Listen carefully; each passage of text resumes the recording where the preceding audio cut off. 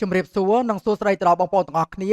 នៅក្នុងវីដេអូនេះយើងសិក្សាមកដល់ចំណុចទី2ដែលនិយាយអំពីមូលដ្ឋានគ្រឹះនៅក្នុង Google Sheet អញ្ចឹងចំណុចទី1តាក់ទងជាមួយនឹងការបើក Google Sheet តើបើក Google Sheet គេបើកដោយរបៀបណាបើកនេះគឺចង់សំដៅទៅលើការបើកឯកសារដែលយើងធ្លាប់បានបង្កើតពីមុនមកដូចនៅក្នុងចំណុចទី3នៅក្នុងមេរៀនទី1អញ្ចឹងតើនៅពេលដែលយើងធ្វើការបង្កើតជាមួយនឹង Google Sheet តាមរយៈ Sheet ឬក៏តាមរយៈ My Drive ឬក៏ Google Drive ហើយតើយើងបើកវិញដោយរបៀបណាអញ្ចឹងតាក់ទងជាមួយនឹងការបើកក៏ដូចគ្នាដែរនៅពេលដែលយើងបង្កើតតាមពីររបៀបតាក់ទងជាមួយនឹងការបើកក៏យើងអាចបើកតាមពីររបៀបដែរអញ្ចឹងទី1គឺយើងបើកតាមរយៈ Sheet អូខេអញ្ចឹងខ្ញុំចូលទៅកាន់ក្រុម profile ដែលផ្ទុក Gmail ដែលខ្ញុំបានបង្កើត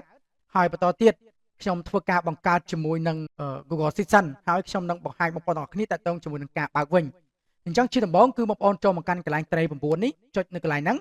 ហើយបន្តទៀតបងប្អូនអមមកខាងក្រោមយកពាក្យថា Sheet បន្តទៀតនៅក្នុងនេះគឺខ្ញុំសូមធ្វើការបង្កើតជាមួយនឹង Google Sheet ថ្មីដែលមានតន័យអីទាំងអស់ខ្ញុំយកកន្លែង blank worksheet នេះចុចកន្លែងសញ្ញាបូកទៅបាទសូមចាំតិចវានឹងធ្វើការបង្កើតជាមួយនឹង Google Sheet មកយើងតែម្ដងនៅក្នុងកន្លែងនេះគឺយើងអាចដូរឈ្មោះបានបាទចុចលើហ្នឹងទៅបាទបងប្អូនអាចដូរឈ្មោះបានឥឡូវខ្ញុំដាក់ថា my document ខ្ញុំដាក់ថា my document ចុះអញ្ចឹងនៅពេលយើងវាយហើយវានឹងធ្វើការ save to drive អូខេ save to drive បន្តទៀតខ្ញុំសូមធ្វើការបើកនៅ tab ថ្មីនេះខ្ញុំចុចកន្លែងសញ្ញាបូកនេះបើក tab ថ្មីហើយខ្ញុំខ្វែងបិទចោលអញ្ចឹងដើម្បីបើកឯកសារដែលយើងបានបង្កើតហើយបងប្អូនចូលមកកាន់កន្លែងសញ្ញាព្រួញសញ្ញាចុច9នេះដែលមានពាក្យថា Google App ហើយបងប្អូនអមមកខាងក្រោមបងប្អូនយកពាក្យថា Sheet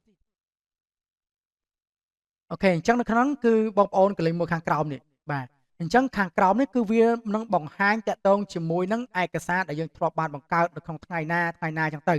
ឧទាហរណ៍ថាវាដាក់ថា today ន័យថាឯកសារដែលយើងបានបង្កើតគឺស្ថិតនៅក្នុងថ្ងៃនេះឬក៏ឯកសារដែលយើងធ្លាប់បើកគឺស្ថិតនៅក្នុងថ្ងៃហ្នឹងណាអូខេយើងអាចធ្វើការ filter បានបាទយើងអាច filter A to Z Z to A បាទយើងអាច filter ក្នុងទម្រង់ផ្សេងដែលបងប្អូនចង់បានណាហើយតាក់ទងមួយការបើកនេះយើងចុចទៅលើហ្នឹងគឺវាបើកឲ្យយើងតែម្ដងបាទហ្នឹងតាក់ទងជាមួយនឹងការបើកជាមួយនឹង Sheet ប៉ុន្តែខ្ញុំអត់ recommend ឲ្យបងប្អូនធ្វើតាមទម្រង់បែបហ្នឹងទេបាទចំពោះការបង្កើតក៏ដោយចំពោះការបើកវិញក៏ដោយគឺខ្ញុំអត់ recommend ឲ្យបងប្អូនទាំងអស់គ្នាធ្វើតាមរយៈ Sheet ទេពីព្រោះ Sheet មិនមែនជាកន្លែងដែលផ្ទុកទេ Sheet វាគ្រាន់តែជាកន្លែងបង្កើតហើយនឹងកន្លែងដែលយើងបើកអញ្ចឹងកន្លែងផ្ទុកនៅកន្លែងណា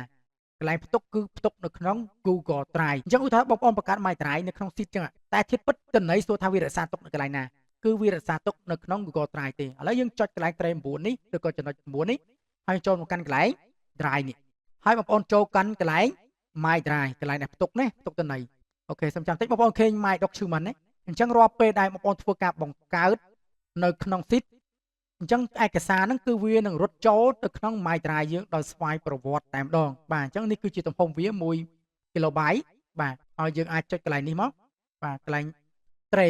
3នេះហើយបងប្អូនចុចពាក្យថា remove to trash តែអត់ទាន់បាត់ហើយបងប្អូនចូលកន្លែង trash មួយសារទៀតនេះយើងលុបកន្លែងនេះចោលមកតង់ទៀតអាហ្នឹងបានវាលុបណាលុប